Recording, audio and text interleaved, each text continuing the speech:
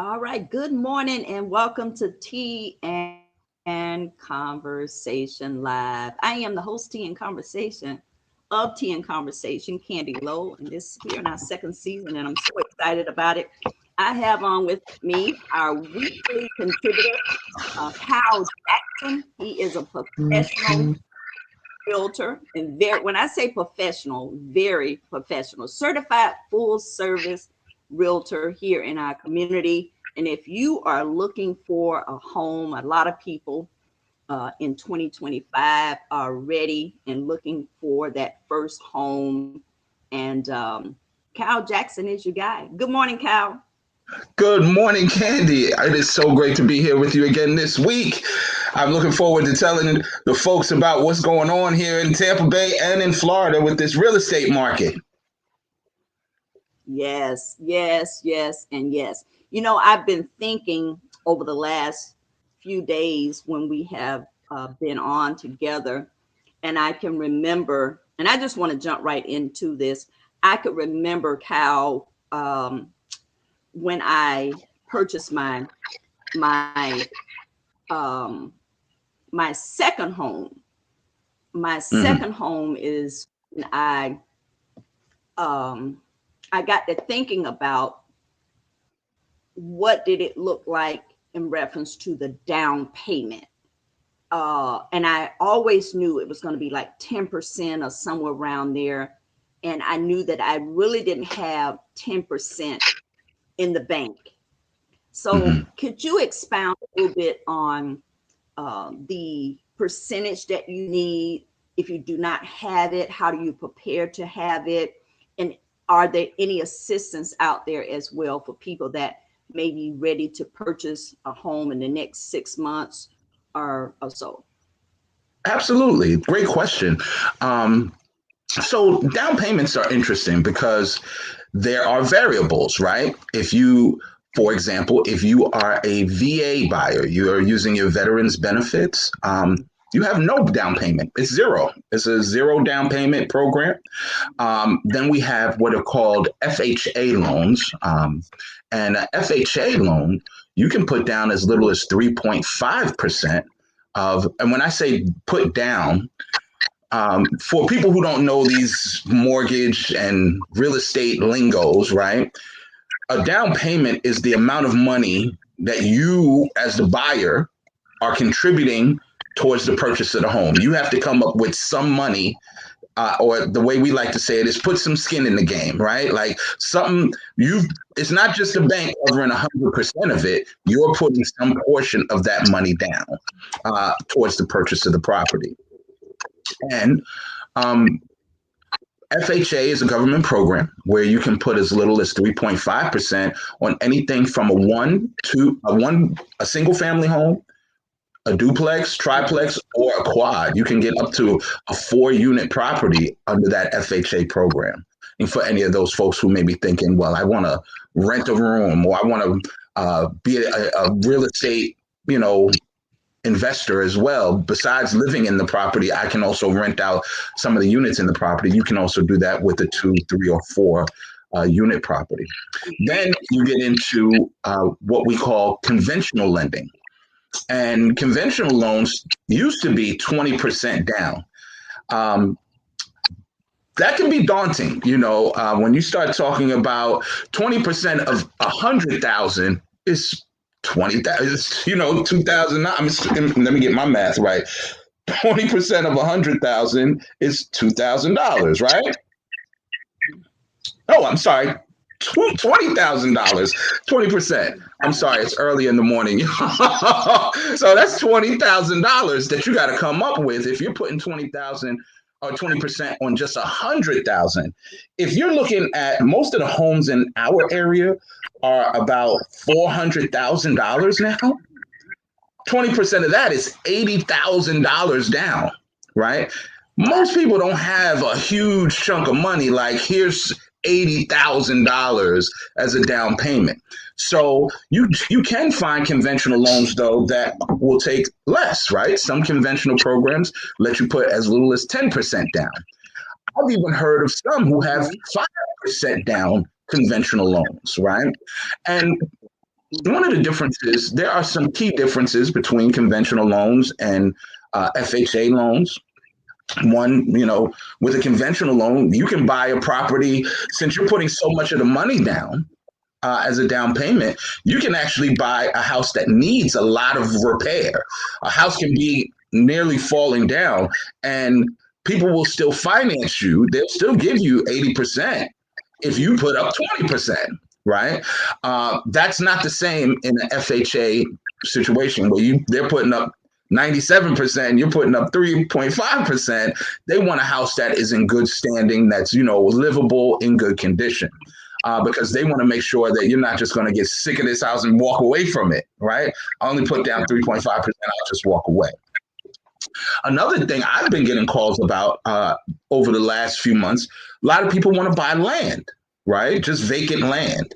And if you buy vacant land, there are a limited number, not as many lenders do loans for vacant land, but the ones that do, they typically want somewhere between 20 to 30% of the money as a down payment from you, right? So you may have to come up with as much as 30%. So again, just using my $100,000 example, if you're buying a piece of land for $100,000, you got to come up with $30,000. Now, I don't want to scare folks off because you can get land in this country for, I've seen as little as $1,000, right? You can get a piece of land and do something with it, or grow something on it, or put a small trailer on it, or build a big house, right? There are varying things you can do with land.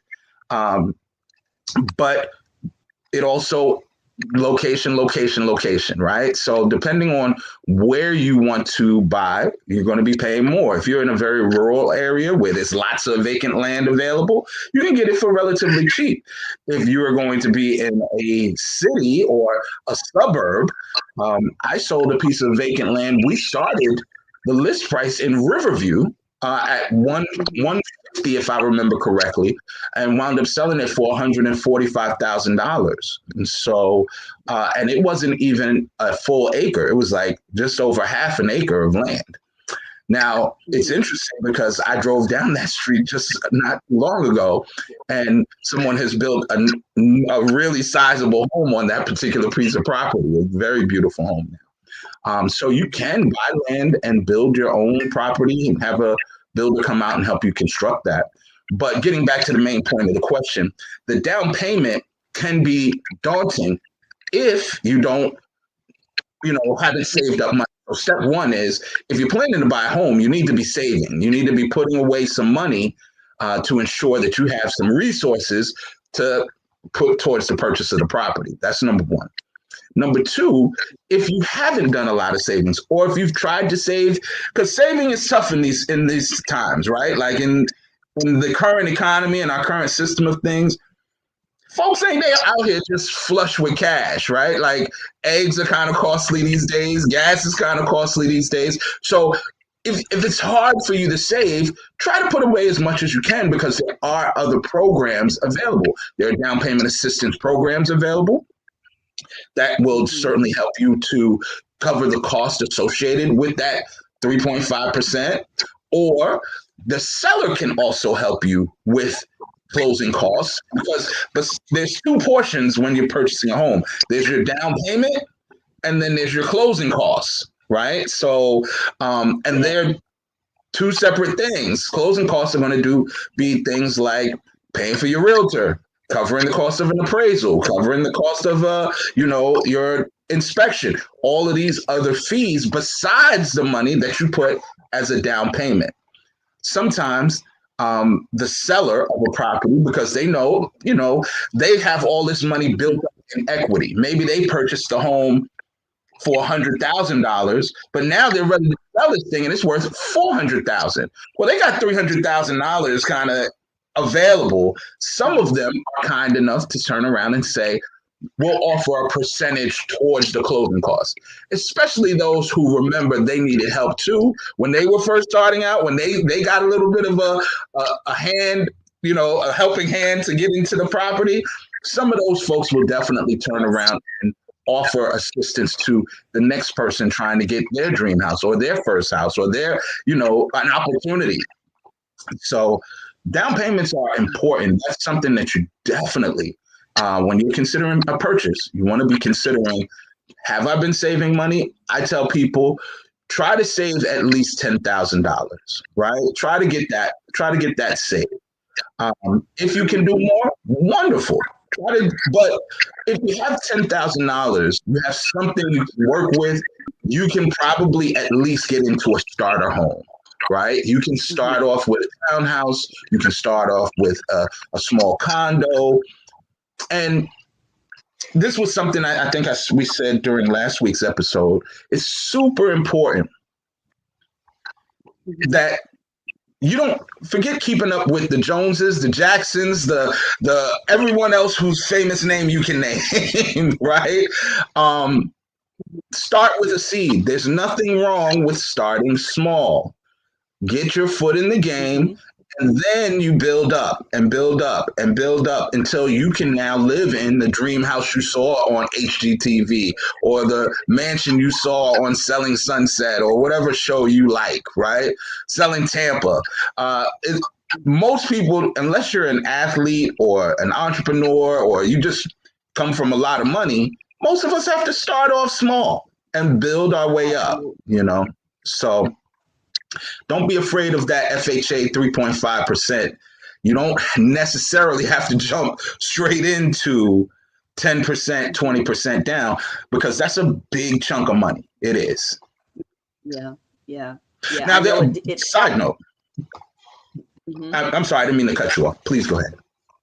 No, that's okay. I just said, I know it frightened me, but it all worked out. And if I had to do it again, I would definitely be better prepared and definitely be a little more confident. I'm so glad you said, well, first of all, I'm glad it worked out, right? That's the first part. The second part is that, a lot of people, they don't even take the first step because they're like, it can frighten you. It'll frighten you to just, never mind, I'm gonna just keep renting. I don't know where I'm gonna get that money, right? Yeah. People like myself, loan officers who work for your credit union, your bank, right? Financial institutions, brokers, we are all in the business of making it happen for you. We don't get paid unless this happens for you. And so we absolutely want to try to find ways to make it happen for you. All you have to do, the first step is call the number. You got to call the number on your screen. You got to call the number. You got to give people your information and let them tell you where you are. Because, one thing besides it being daunting already that you're about to purchase one of the largest purchases you'll ever make in your life, right? They don't teach you about it in school. It's not something that you learned in high school or junior high school. Most people didn't even learn about it if they went to college. So they don't feel secure. They don't feel assured. And that is why you need a real estate professional like myself to be able to give you the bits and pieces of it, walk you through the steps of it, so you feel totally comfortable that you can purchase a home. There are homes all around you. I try to remind people, I love, some years ago, they used to do these caravans, right? Where people would kind of go around to different communities, look around at what was available. And one of the things I would point out is, look at all of these houses. All of these houses in these subdivisions. These are people just like you. They're regular folks. They got regular jobs. This is the person that works at 7-Eleven. This is the person who works at the hospital. This is the person who drives the bus. These are all just regular people. So, correct. And if they can have a house, you can have a house. You just got to give yourself a chance to do it, So, yeah. Correct. That confidence, you definitely have to have, and not being afraid, and fear will come in, but you have to definitely be confident. And once you do it, I'm telling you, it is a wonderful feeling to be a homeowner. It really is. I love to call it pride of ownership. The pride of home Yeah. ownership is amazing, right? You want to take care of your yard. You want to put a little garden. You want to paint your house and do the things that when you drive up to your home and you have that curb appeal, it feels amazing. You're like, that's my house. You feel more of a sense of community too. This is now your neighborhood, right? This is yours. The street matters to you. Um, and what I love about it is you don't have to ask a lot of permission to do certain things, right? You can go in and make adjustments to your home. You can beautify your home the way you see fit. And there are Yeah. sometimes limitations, especially if you live in communities that have an HOA, right? They're not going to let you if your joy is painting your house pink and purple. The HOA is probably not going to allow you to do that, right? But you can live in communities with no HOA and maybe paint it to your heart's Yeah. content. Do what you want to do, right? But there are lots and lots of ways for you to find what makes sense and especially since rent is so high these days, Candy. Rent in the Tampa Bay area can range anywhere from about. I had a young lady. I felt sad for her. Really, she was renting from a private landlord, a homeowner, and I think she was paying. She had a 3-bedroom. She was paying like $1,000, right, a month. And she said, yeah, I want to find something that'll be $1,000. I was like, oh my, you don't know. they didn't tell you. Definitely Some 2-bedrooms. Yeah, that's not going to happen. The rents here, you are talking about $2,000 and above for pretty much everything.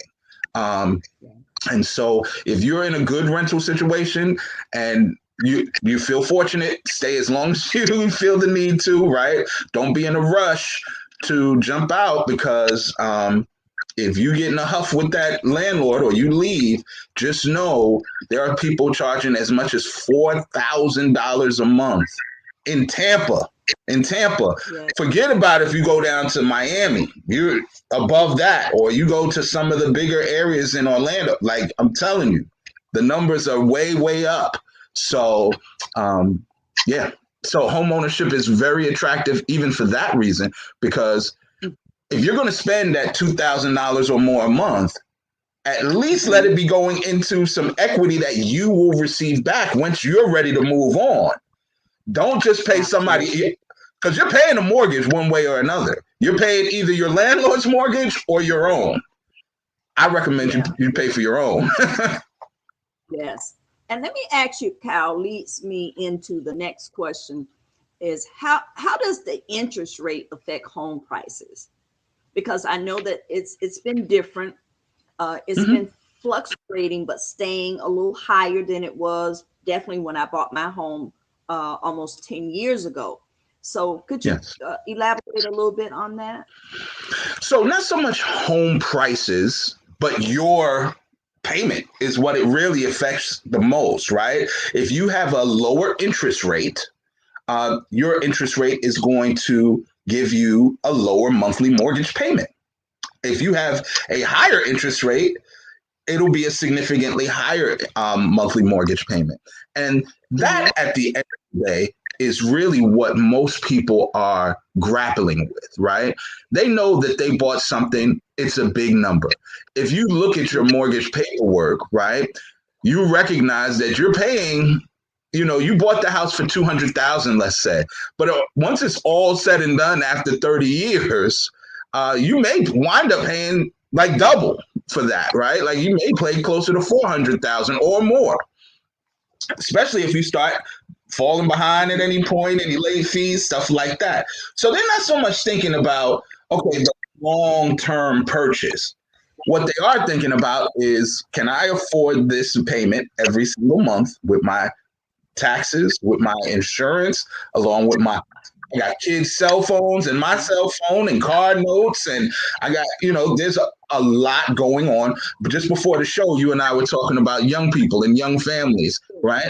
You got a lot on your plate, a lot of different moving parts and pieces often that you have to pay for, right?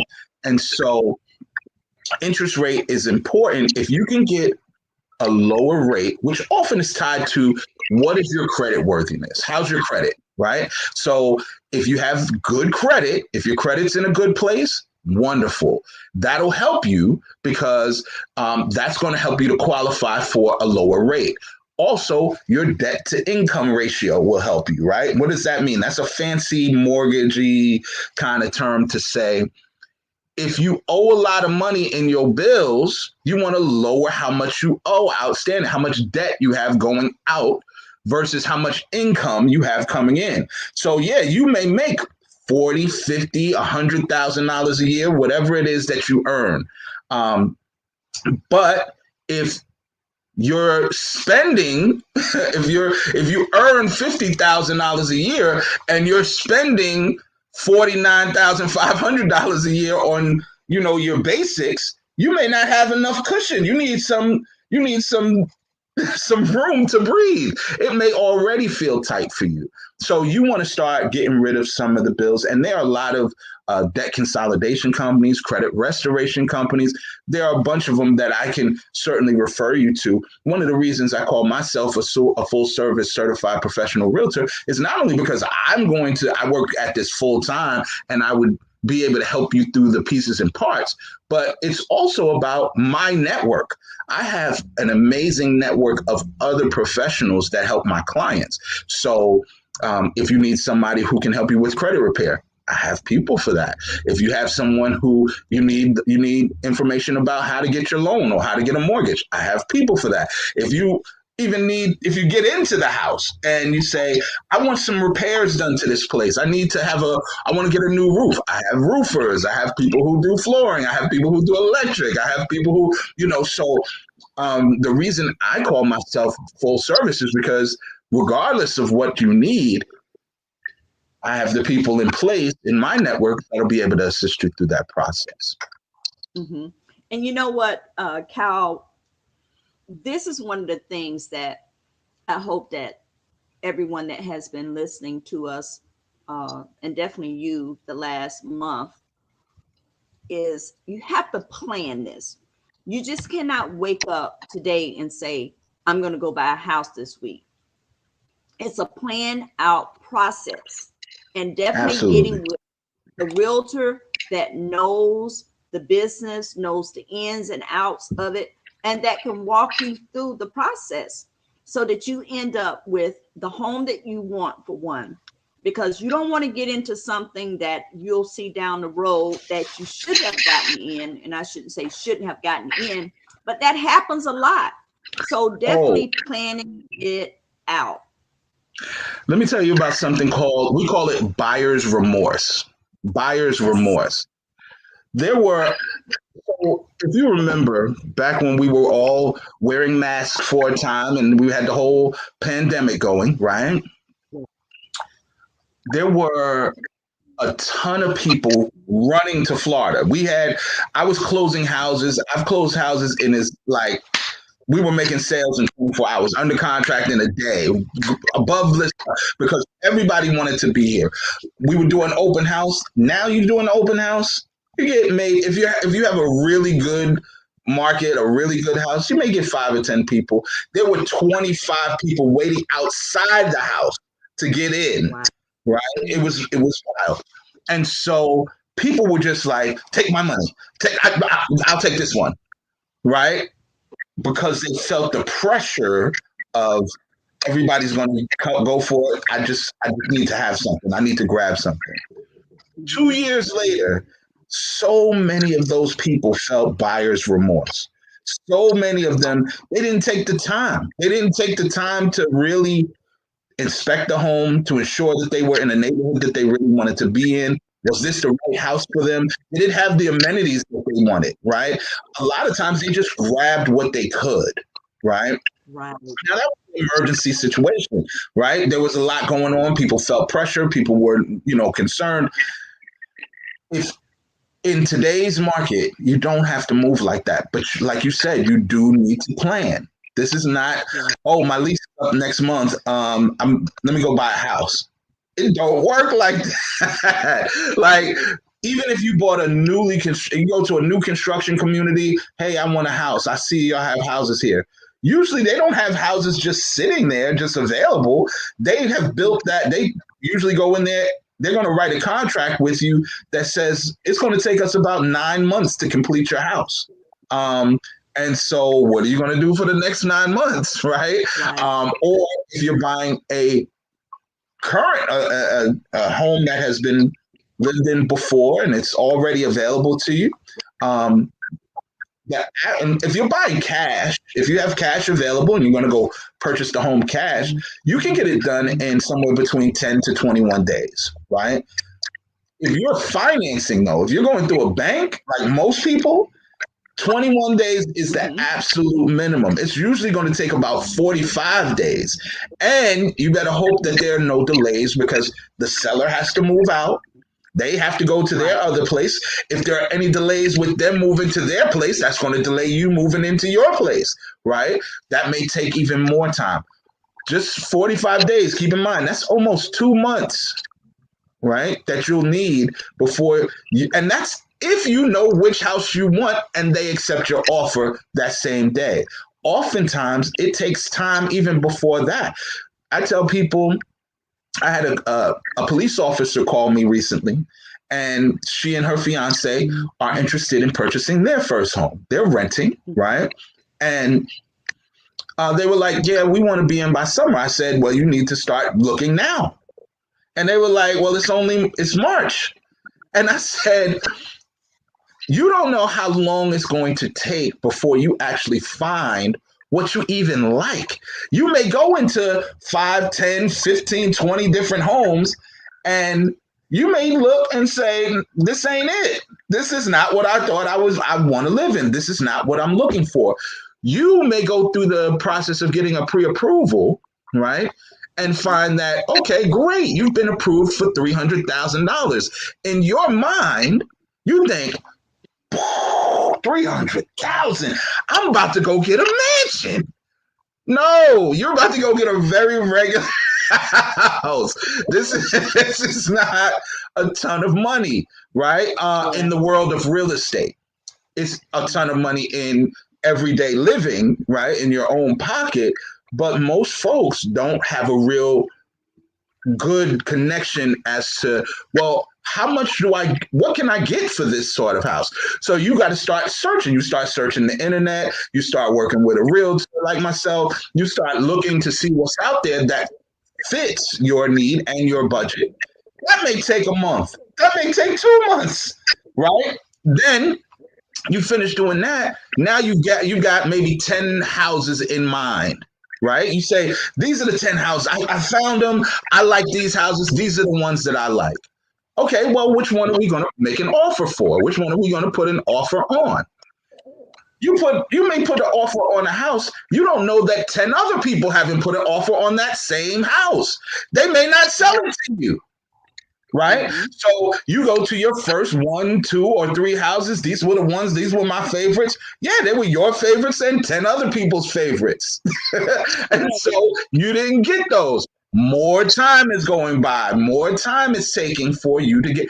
And by the time you finally get to a place that you like and that the seller agrees to sell to you, you may be 2, 3 months down the road and you haven't even started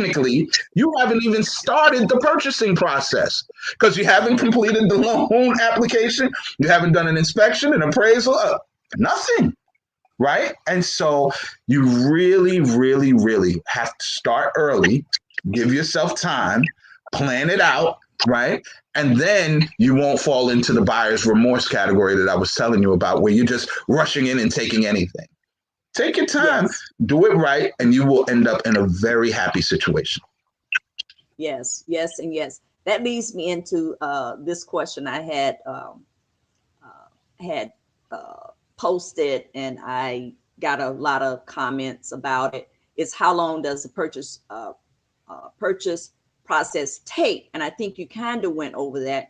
And what do I need to do to buy a home before the end of this year? Because a lot of people want to do it this year. Absolutely. And this is a very good year to buy a home. as I said, if you're thinking about Florida, right? Particularly now, Florida's a big state. I was talking about the network of professionals that I have in my network. Some of those professionals are other realtors like myself.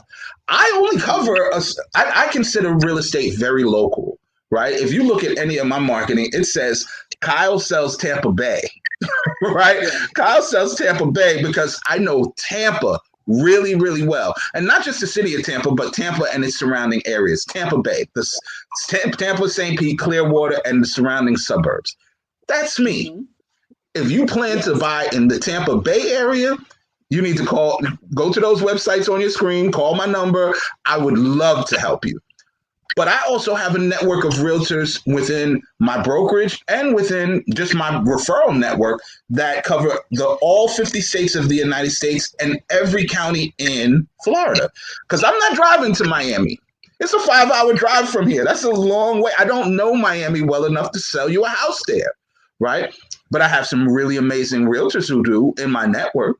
I don't have them in Jacksonville. Same thing. I have some really great realtors who do. Right? Even in Orlando. Orlando's only about an hour and a half from here, hour and a half drive. Mm-hmm. I still refer to my network because there are people who know Apopka really well and, Kissimmee really well and all of Orlando and Orange County really well. And they do the same for me. They know that I know Tampa and Hillsborough and Pasco and Pinellas. And so they send people to me. Right? Mm-hmm. I think that if you want to purchase a home, first step, contact your local loan officer at either your bank or your credit union or a mortgage broker and contact your realtor. Let somebody help you through the process so that you can get this done before the end of 2025. And start now. Start now. The first quarter of the year is over. We're going into April. We're headed into April already. Time is moving quickly. And so if you aren't already visiting my website, you go on my website, you can start looking at houses that are actively on the market now. You contact me and get in relationship with me. You can start getting property sent to your email, to you as a text message every day via something we call the MLS or the multiple listing service. And it's also really important that each day that you are, going to work, you should be socking some money away. You want to buy before the end of 2025? You're going to have an expense. Put some money up. You got to be putting up for, okay, this is going to cost me. I'm going to have moving expenses. I'm going to have to get a U-Haul or two guys in a truck, something. You got to pay your cousins something, get them a pizza. Somebody's got to help you move, right? You're also going to have to come up with that down payment that we were talking about earlier, your closing costs that we were talking about earlier, right? So start socking some money away and start looking at what your credit looks like. If you know you've had some dings to your credit, if you know that your credit hasn't been that great, right? You absolutely want to start making sure that you are, while you're in the researching process, if it's going to take you 3 months, over those 3 months, start working on improving your credit. Start making some things, doing the adjustments you need so that by the summertime, you can be actively in a home. Or by, fall, you can be in a home. Or by Christmas, you can be in a home, right? You got to be proactive about this. You cannot just sit back. Nobody's coming to your home and just going to do it for you or knock on your door. You've got to make a decision and work through the process to get to what you want. So having a home before the end of 2025 is a super doable goal. You can do this. That's my message. You can do this. You can do this, right? Don't be afraid. Don't just sit back and think, before the show started, Candy, you and I were talking, I've been getting a lot of hesitation from prospective buyers. I've been telling them, I go to all of these, networking events, these first-time home buyer events. I speak in a lot of different ways. And I tell them, prices are dropping big time. House went on the market. I saw one drop $100,000, like from where it started. $20,000 less, $50,000 less. Now is a buyer's market. You can buy a house for a reasonable price now. But a lot of times they're a little bit afraid of the economy. They feel unprepared. They're not really sure where to start or where to go or what to do.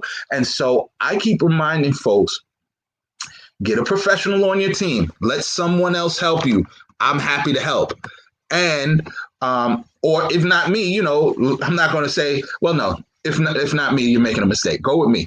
But I do think that a lot of your concerns can be quieted if you work with a professional who does it on a consistent basis. And if you get started early, give yourself time. I told my son this week, he was stressed out on the road driving and was kind of road raging a little bit. And I said, you know how you avoid road rage? And you give yourself ample time, right? If you have to be to work and you you're doing it and you got 5 minutes to spare, you're swerving around people, you're cussing people out on the road, you're trying to beat every light. But if you left earlier and you knew, well, I still got another 45 minutes before you can cruise to work. You can sing songs. You don't care about no traffic or traffic lights. Everything is smooth sailing. Same principle with buying your home. Give yourself ample time and then it's smooth sailing. You're in no rush. If you wait until I got to get this done before the end of the month, my lease is up, I haven't put any money away, I don't know what my credit score is, you're going to be stressed. You're going to stress out and feel frustrated in the process. Okay. So I definitely encourage you, call the number on your screen. Please do. I would love to speak with you. And I want to help people. I help some folks of all caliber. I don't want people to think, oh, he's only helping first-time home buyers. That's certainly one aspect of it. I spoke to somebody just yesterday. They want to buy a house for $2 million, right? They're not a first-time home buyer, and they want to buy cash. So some investors buy big money. Some people buy with small money. Some people are looking to buy. Some people are looking to sell, right? That's another piece that I need to add to this conversation, Candy, is that if you're thinking about selling, the days of the pandemic where people could sell a home with, as we call, as is, that's over. I'm gonna tell you, that is over. Don't go into this thinking, I have not painted this house in 20 years. The paint is peeling off the walls. I have not changed a single appliance or a single fixture. All of my appliances and fixtures look like they're from the Brady Bunch 70s shows, right? You're going to do yourself a major disservice if you don't make improvements to this house, because there are so many other options between new construction and other people on the market selling. You, home seller, need to make this house much more attractive. There better be curb appeal. That lawn better be right when we pull up. There better be some nice paint. Your front door better look like it's, everything should look in order. When we walk in, it better smell good. There better be things, that make it feel like I can live here. You start walking in the houses and the carpet ain't been cleaned, or people will be like, nope, this ain't it. Let's go. Okay. So give yourself every advantage to sell your home, because it's competitive out here now for the seller, like it used to be competitive for the buyer. Absolutely. All of those things. I know we discussed those things in previous episodes of Tea and Conversation Live here. And I can't say those things loud enough as well as when you are wanting to sell your home and you have not done any updates. 40 years. Yeah. Let me tell you that, and it used to be, there was a time, like I said, there was so much demand, you could sell a home as is, right? And excuse me, I needed some tea for this hot tea we're talking this morning. You used to be able to sell it as is and just, look, this is what it is, and take it or leave it. I have 10 people making offers. Now you try to pull that as is if you want to. That house will sit and sit and sit. You won't sell your house for months. Um, and I tell people it really doesn't take a lot. It just takes a little time and effort, right? Or a little care. Paint the house. A fresh coat of paint makes a big difference in a house. If you want top dollar, stage the house. Mhm. So I had this is many years ago. I had a customer, and she was selling a property, and she had the ugliest draperies on the windows. Like the window treatments were awful. Everyone who came into the house said they were awful, and she thought they were beautiful. She loved it for her personal taste. This is another reason why you want to stage a property. Have it, you may spend a couple of dollars, but it'll help you get your home sold. It may not look as cluttered. They're going to give you neutral colors that are palatable to more people, right? And so, Absolutely. or as someone wrote in the comments, unless you want to give it away.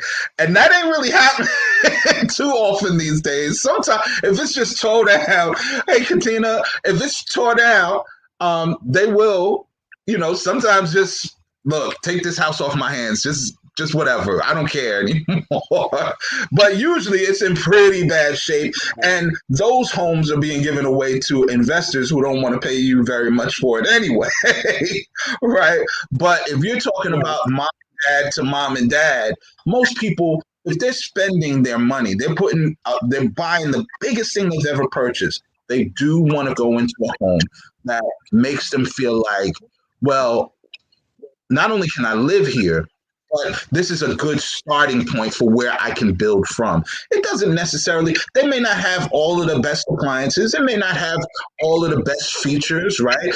But at least you can see yourself mentally like, hey, I can do this. I can just change these out. I can, you know, so give yourself an opportunity to be competitive in this very competitive sales market, particularly in Florida. Mhm. Florida has right now, between Florida and Texas, we have the most houses on the market for sale in the United States. In the whole Mhm. United States of America, we have the most right now available.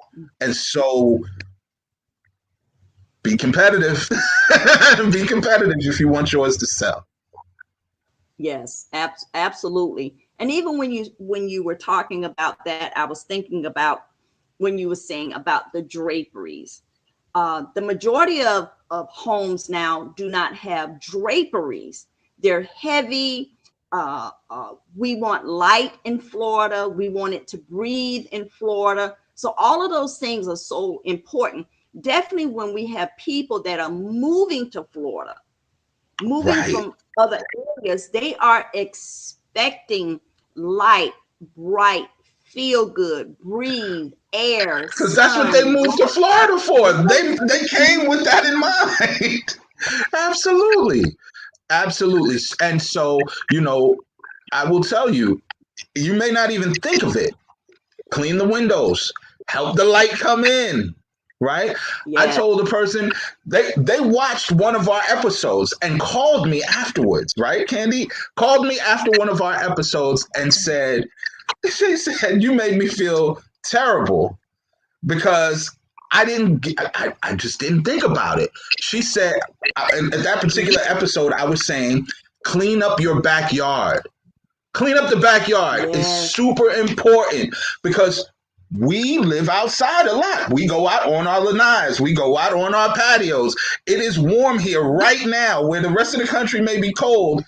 It's going to be 70 something degrees here today, right?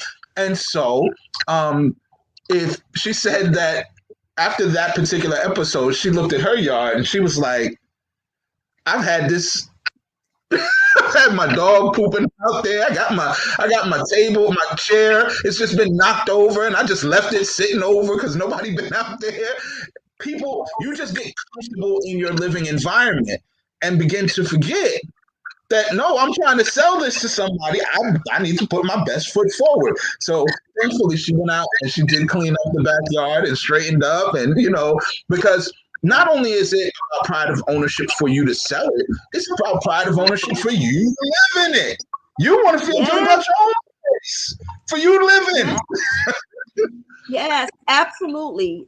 Even that part. I mean, you bought this home. This is an investment, and your yard should look nice. There should be fresh paint on your home.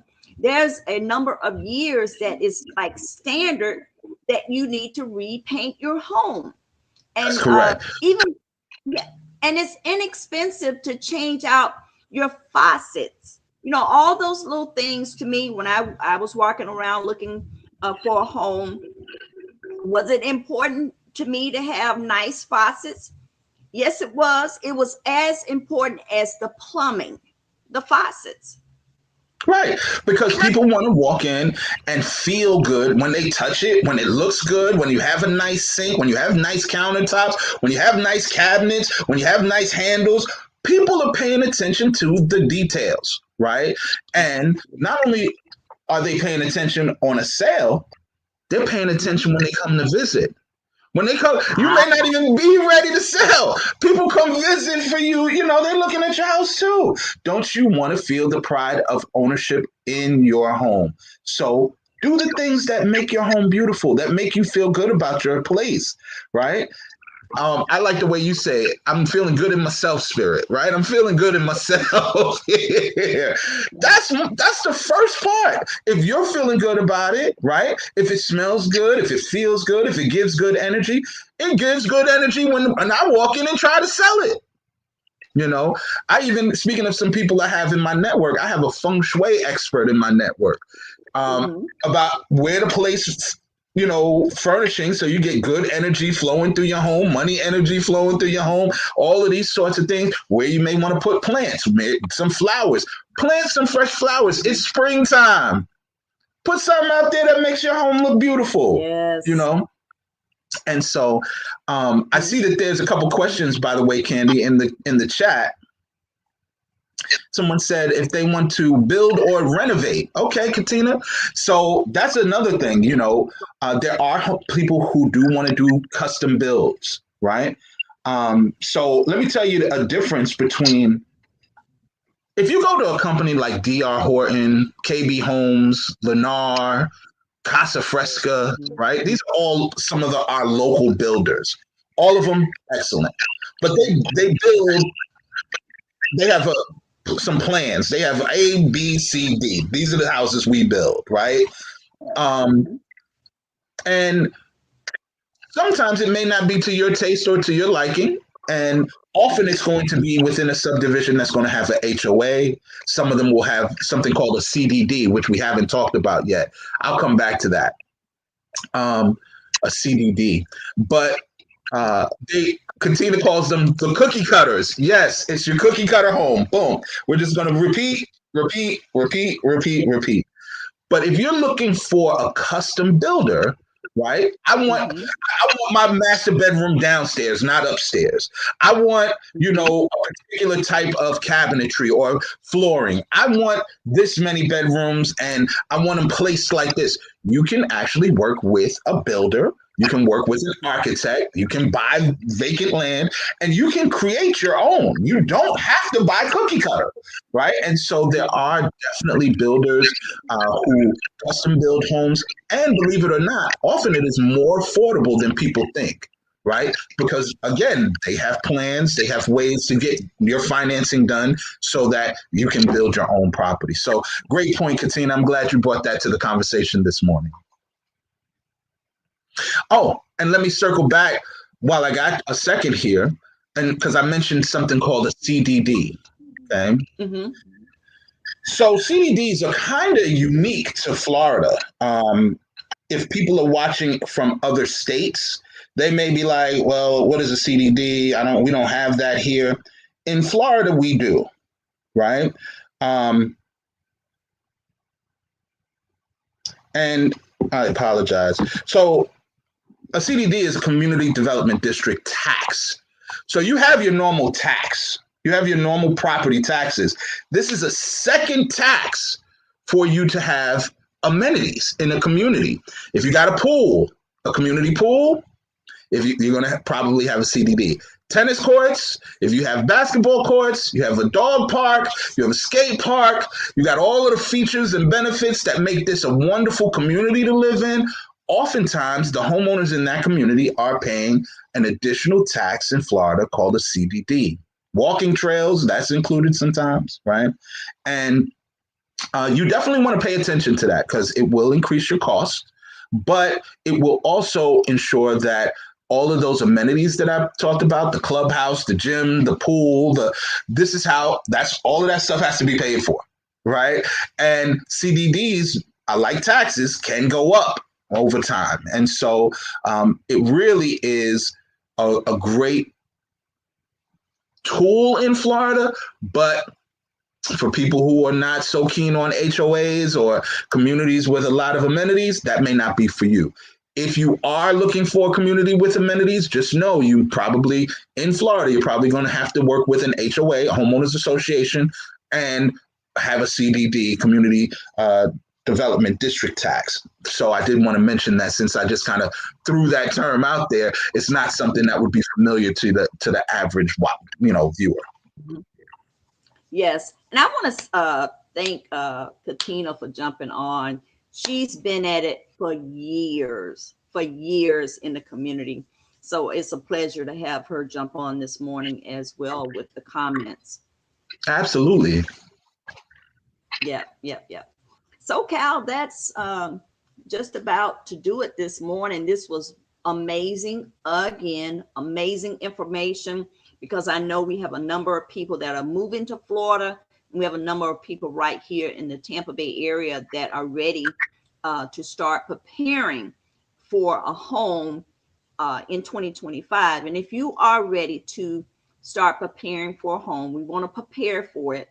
Definitely give Kyle Jackson a call. We've had the number on as well, which is 813-444-2691.